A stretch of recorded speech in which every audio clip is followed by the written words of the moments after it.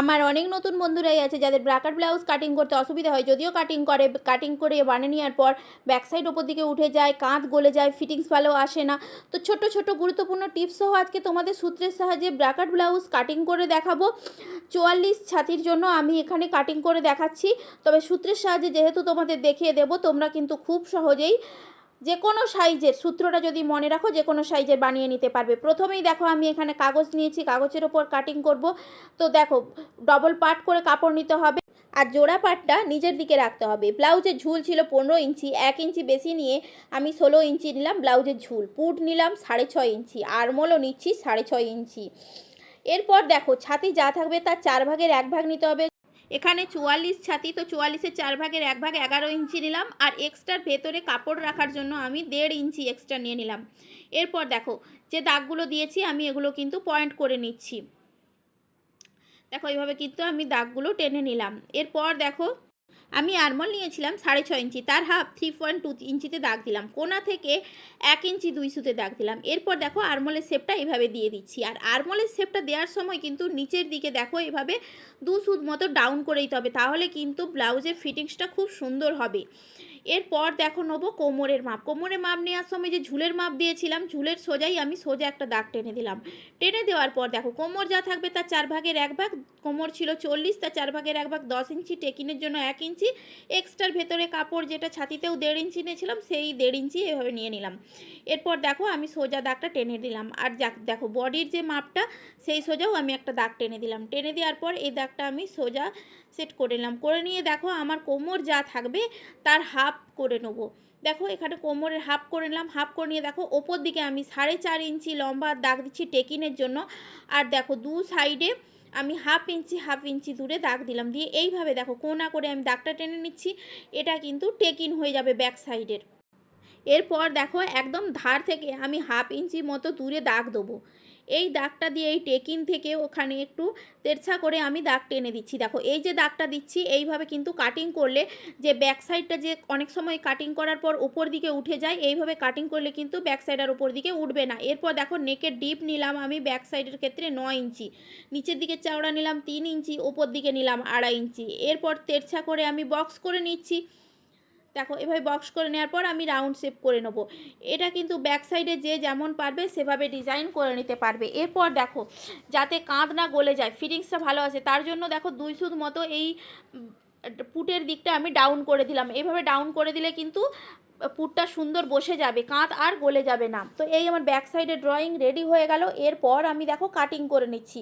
তো তোমরা যদি এই 2 সুত করে এই ছোট্ট ছোট্ট মাপগুলো যদি মনে রাখো না, তাহলে ব্লাউজের ফিটিংস কিন্তু হবে দুর্দান্ত।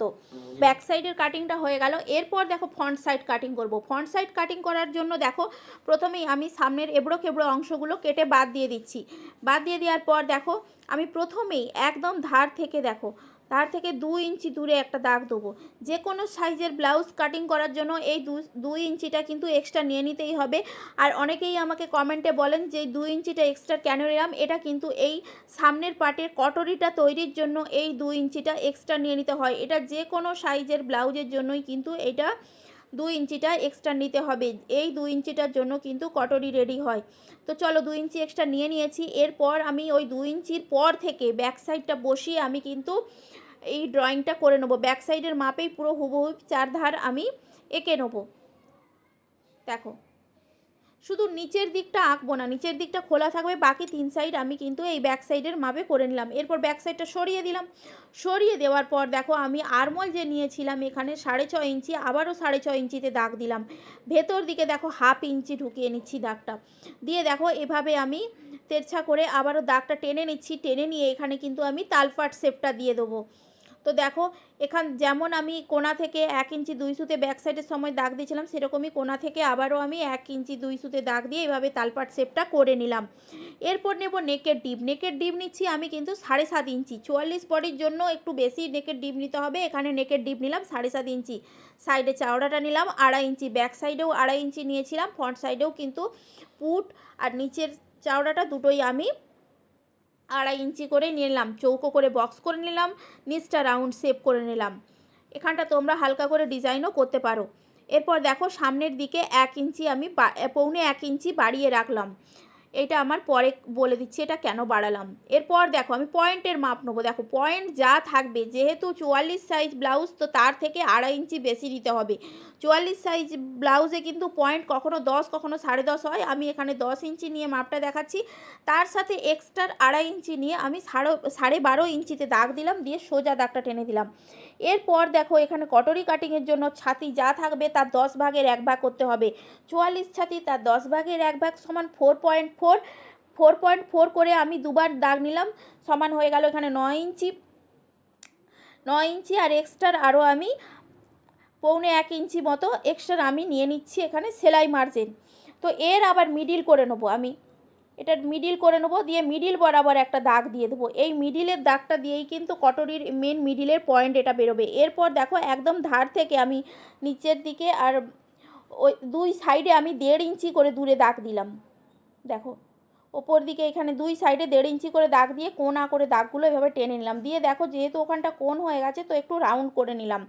এরপর নিচের দিকেও আমি 1.5 ইঞ্চি দূরে দাগ দেবো, আর সাইডের দিকে দেখো এখানে আমি 1 ইঞ্চি দূরে দাগ দিলাম। এই দাগগুলোও আমি কিন্তু কোনা করে মিলিয়ে নিচ্ছি।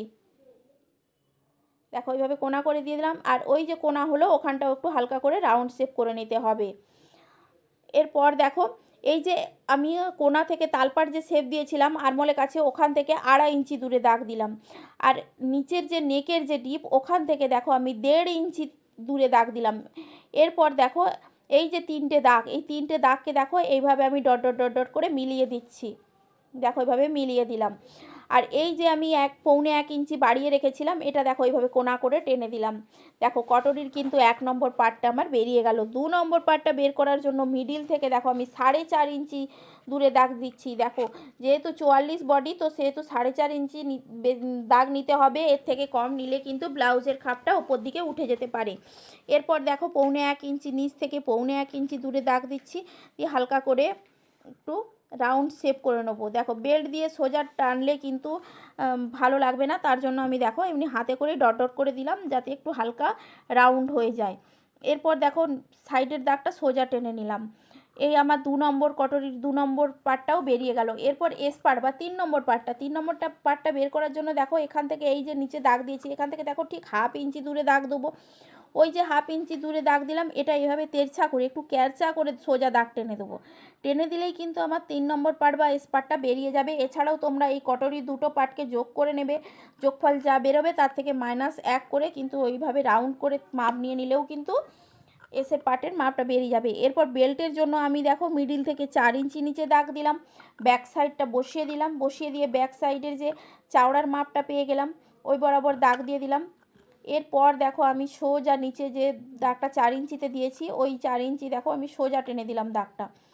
এরপর দেখো আমি যে ব্যাক সাইডটা বসিয়ে যে লম্বার মাপটা নিয়েছিলাম, ওই লম্বার মাপের বরাবর আমি এদিকে দাগটা মিলিয়ে দিয়ে এইভাবে টেনে নিলাম। টেনে নিলেই কিন্তু আমার 44 বডির কিন্তু ব্রাকাট ব্লাউজের 4 নম্বর পার্টটাও বেরিয়ে গেল। পুরো ড্রয়িং রেডি। এরপর কিন্তু কাটিং করে নিলেই হয়ে যাবে।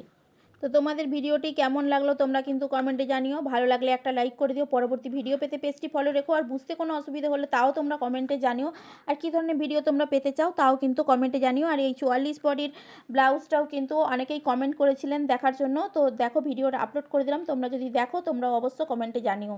বুঝতে কোনো অসুবিধা হলে তাও জানিও। এই দেখো রেডি হয়ে গেল আমার ব্রাকাট ব্লাউজ।